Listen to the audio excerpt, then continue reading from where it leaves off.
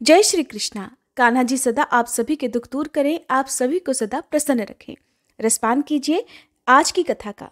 उम्मीद है इससे पहले का अध्याय भी आपने जरूर सुना होगा, जब भगवान ने अपनी सखी को आज्ञा दी कि जाकर वह खुद देखें कि वह कन्या इस प्रशंसा के योग्य है या नहीं, क्योंकि वह अद्वितीय अनुपम रूप और लावण्य से भरपूर थी।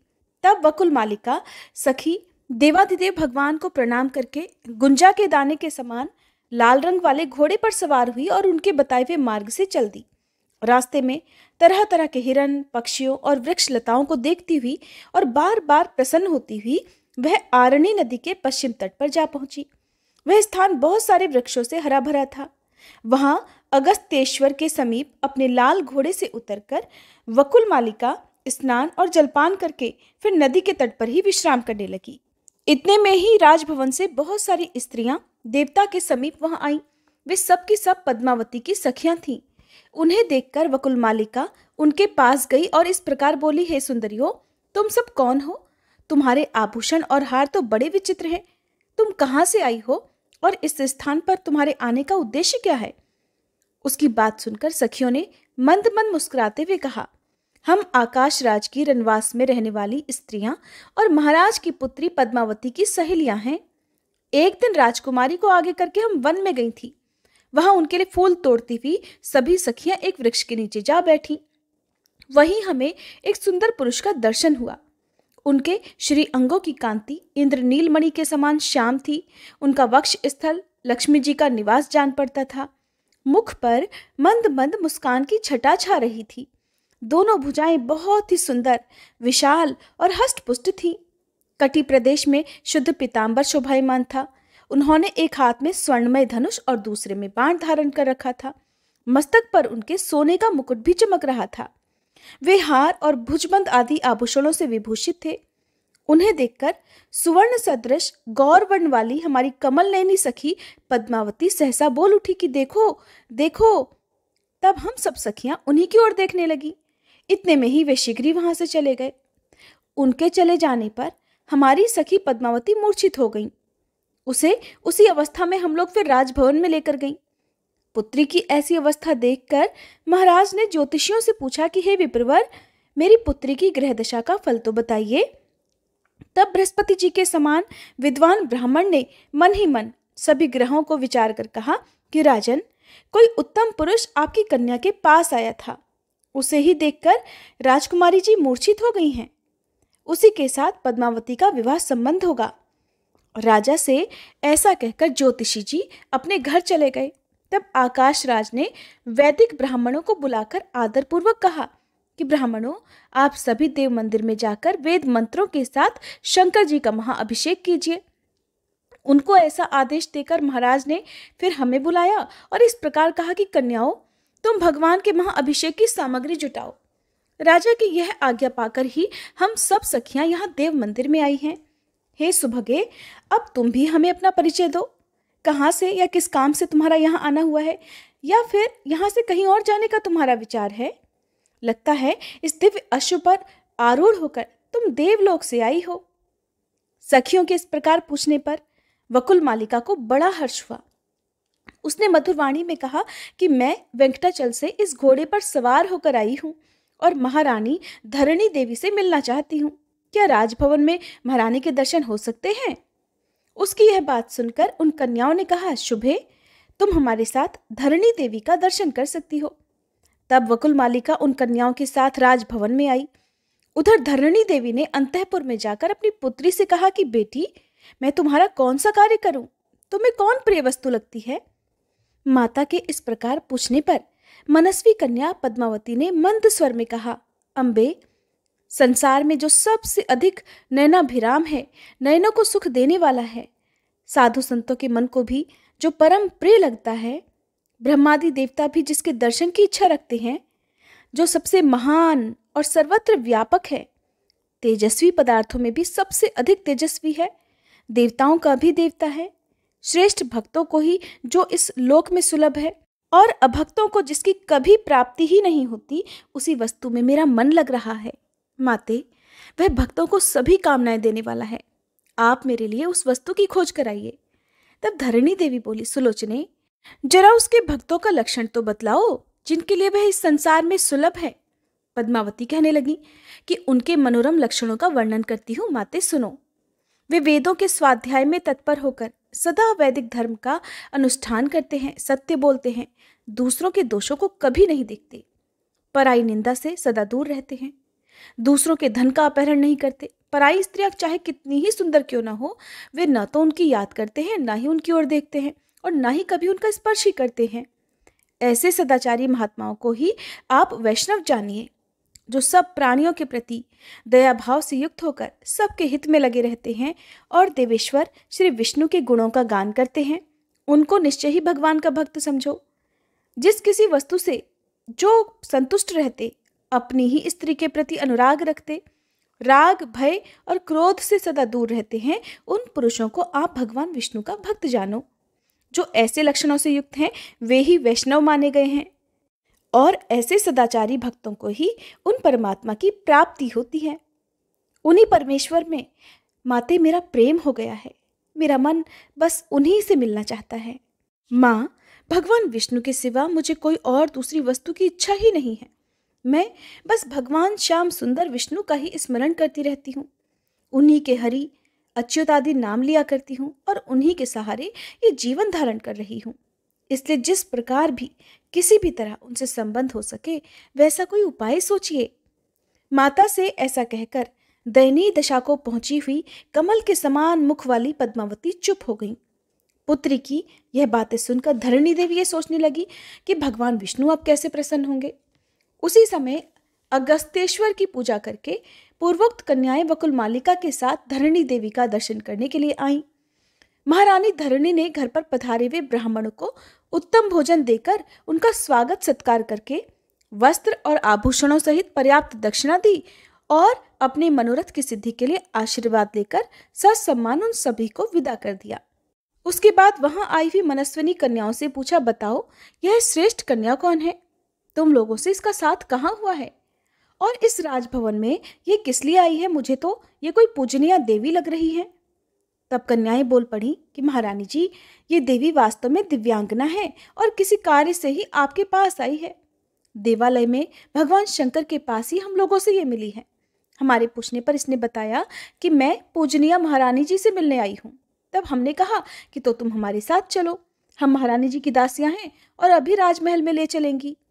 इसी प्रकार यह आपके पास आई है। अब आप ही पूछ लीजिए कि इनके आने का उद्देश्य क्या है।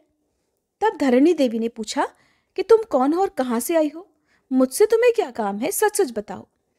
तब वकुल मालिका बोली, महारानी, मैं वेंकटाचल से आई हूँ। मेरा नाम वकुल मालिका है। हमारे स्वामी भगवान नारायण सदा श्री वेंकटाचल में निवास करते हैं। एक दिन वे हंस के समान श्वेत और मन के समान वेगशाली अश्व पर सवार होकर वेंकटगिरी के पास ही वन में शिकार खेलने के लिए गए और एक वन से दूसरे वन में घूमते हुए आरणी नदी के तट पर जा पहुंचे। वहां घोड़े से उतरकर वे नदी के सुंदर तट पर घूमने लगे। उसी समय उन्होंने फूल तोड़ती हुई कुछ सुंदरी कन्याओं को देखा। उनके बीच में एक तनवंगी कन्या भी थी, जो लक्ष्मी जी के समान ही स्वर्ण गौरी और अत्यंत मनोहर थी। उस कन्या के प्रति भगवान का मन अनुरक्त हो गया, मोहित हो गया। उस कन्या को प्राप्त करने की इच्छा से फिर श्री हरि ने उन कन्याओं से पूछा कि यह सुंदरी कुमारी कौन है? कन्याओं ने उत्तर दिया कि महाबल, यह आकाश राज की कन्या है। इतना सुनकर वे घोड़े पर सवार हो गए और बड़ी तेजी से अपने निवास स्थान वेंकटाचल पर जा पहुंचे।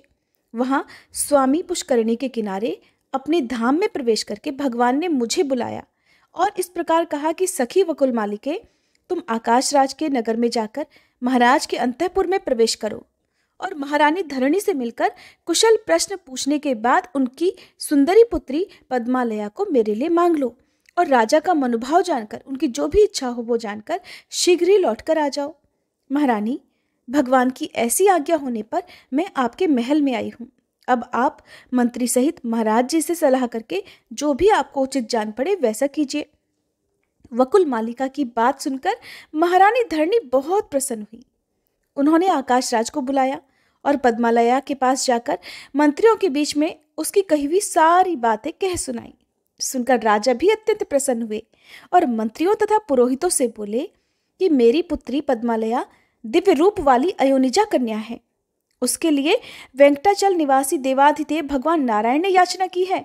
आज तो मेरा मनोरथ पूर्ण हो गया। बताइए आप लोगों की क्या राय है? महाराज का उत्तम वचन सुनकर सभी मंत्री प्रसन्न मन से बोले, राजन, यदि ऐसी बात है तो हम सब लोग तो कृतार्थ हो गए। इस संबंध से आपका यह कुल सबसे उन्नत होगा। आपकी अनुपम कन्या साक्षात भगवती लक्ष्मी जी के साथ आनंद पूर्वक रहेगी। आप इसे देवाधिदेव शारंग धनुषधारी परमात्मा श्री विष्णु को समर्पित कीजिए। यह शोभामय वसंत ऋतु है, इसमें इस शुभ कार्य का अनुष्ठान शीघ्र ही कर डालना चाहिए। बृहस्पति जी को बुलाकर आप बस विवाह के लिए लगन निश्चित करें। इसके बाद बहुत अच्छा कहकर आकाश राज ने देवलोक से बृहस्पति जी को बुलाया और वर कन्या के विवाह के लिए लगन पूछा। हे ब्राह्मण, कन्या का जन्म नक्षत्र मृगशिरा है और वर का श्रवण, इसलिए इन दोनों के विवाह संबंध का विचार कीजिए। तब बृहस्पति जी कहने लगे कि वर और कन्या दोनों के सुख की वृद्धि के लिए ज्योतिषियों ने उत्तरा फाल्गुनी नक्षत्र को सर्वश्रेष्ठ माना है, इसलिए वैशाख मास के उत्तरा फाल्गुनी नक्षत्र में दोनों का ही विधि पूर्वक विवाह कार्य संपन्न किया जाए। ये सुनकर राजा ने बृहस्पति जी को पूजा करके उन्हें विदा कर दिया और भगवान की दूती से कहा, अर्थात सखी से कहा, शुभे, तुम भगवान के निवास स्थान को जाओ और देवाधिदेव नारायण से कहो कि वैशाख मास में ये मंगल कार्य संपन्न होगा। आप वैवाहिक मंगलाचार संपन्न करके यहाँ पधारें। इसके बाद देवी का प्रिय करने वाली शुक रूपी दूत को वकुलमालिका के साथ भेजकर आकाश राज ने अपने पुत्र को वायु, इंद्र आदि देवताओं के बुलाने के कार्य में नियुक्त कर दिया। साथ ही विश्वकर्मा जी को बुलाकर अपने नगर की सजावट के काम में लगाया। विश्वकर्मा जी ने पल भर में ही अपना कार्य पूरा कर दिया। उधर वकुलमालिका अश्व पर सवार होकर शुक के साथ प्रस्थान कर गई और वेंकटाचल पर पहुंचकर देवालय के समीप घोड़े से नीचे उतरी। फिर शुक को अपने साथ लेकर मंदिर के भीतर गई।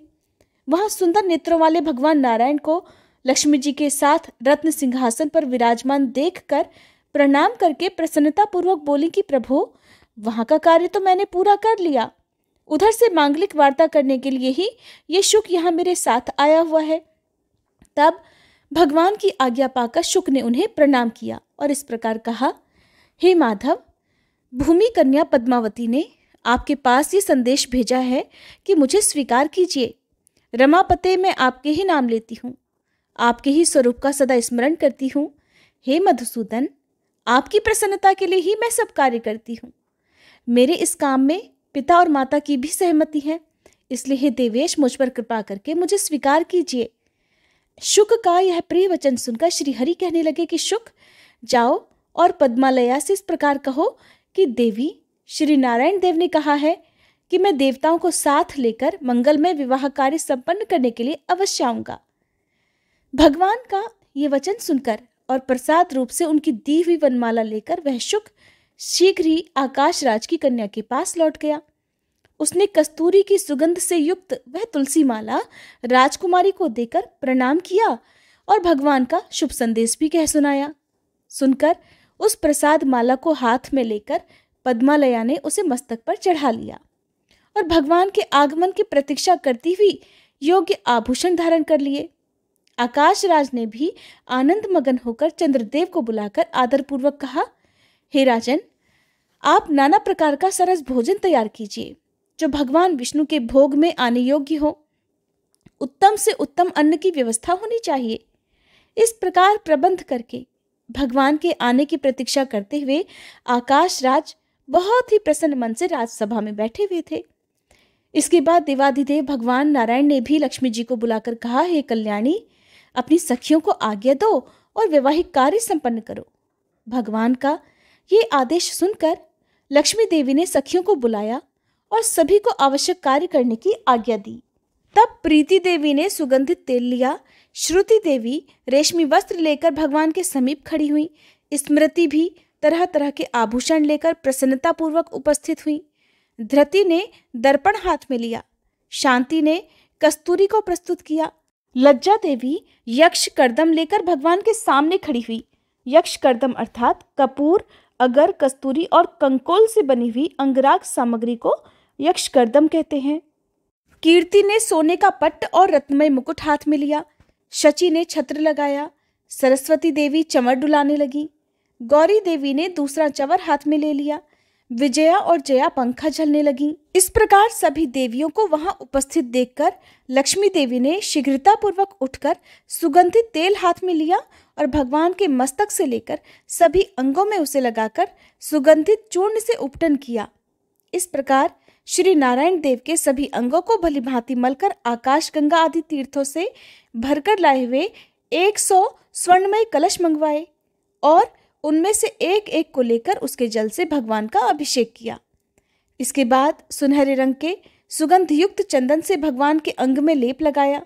फिर उनकी कमर में रेशमी पीतांबर बांधकर उसमें करधनी पहना दी, मस्तक पर मुकुट रखा और अन्यान्य आभूषणों से भी विभिन्न अंगों को विभूषित कर दिया। उनकी सभी अंगुलियों में लक्ष्मी जी ने दिव्य सोने की अंगूठियां पहना दी। इसके बाद धृति देवी ने भगवान के समीप जाकर दर्पण दिखाया। दर्पण देखकर देवाधिदेव विष्णु ने स्वयं ही ऊर्ध्व पुंड्र धारण किया। इसके बाद वे लक्ष्मी जी के साथ गरुड़ पर आरूढ़ हो गए। इसी समय श्री ब्रह्मा, महादेव जी, इंद्र, वरुण, यम और कुबेर उनकी सेवा में उपस्थित हुए। इन सभी देवताओं, वशिष्ठ आदि मुनीश्वरों, सनकादि मुनियों तथा अन्य भगवत भक्तों के साथ भगवान विष्णु नारायणपुर को गए। उस समय भगवान विष्णु के समीप देवताओं के नगाड़े बजने शुरू हो गए। मुनिगण वेद मंत्रों का जाप करते हुए भगवान के पीछे पीछे चल रहे थे। भगवान के साथ सभी देवता और विश्वक्सेन आदि पार्षद चल रहे थे। वकुलमाला आदि सखियां रथों में बैठकर गईं। इस प्रकार भगवान ने बारात लेकर आकाश राज के सजे सजाए नगर में प्रवेश किया। आकाश राज ने देखा कि भगवान आ गए और पुत्री पद्मावती भी ऐरावत पर बैठकर समस्त पुरी की परिक्रमा करके गोपुर द्वार पर आ पहुंची हैं। तब वे वर वधू को साथ लेकर भाई बंधुओं के साथ भगवान का दर्शन करते हुए उठकर खड़े हो गए। भगवान ने अपने कंठ में पड़ी हुई माला हाथ में लेकर पद्मालया के गले में डाल दी और पद्मालया ने बेला के फूलों का गजरा लेकर भगवान के कंठ में पहना दिया। ऐसा करके वे दोनों ही सवारी से उतर गए और थोड़ी देर पीढ़े पर खड़े होने के बाद सुंदर गृह में प्रवेश किया। उनके साथ ब्रह्मादि देवताओं का समुदाय भी था। ब्रह्मा जी ने अंकुरारोपण द्वारा मंगल सूत्र बंधन से लेकर लाज होम तक की सभी वैवाहिक विधि संपन्न कराई।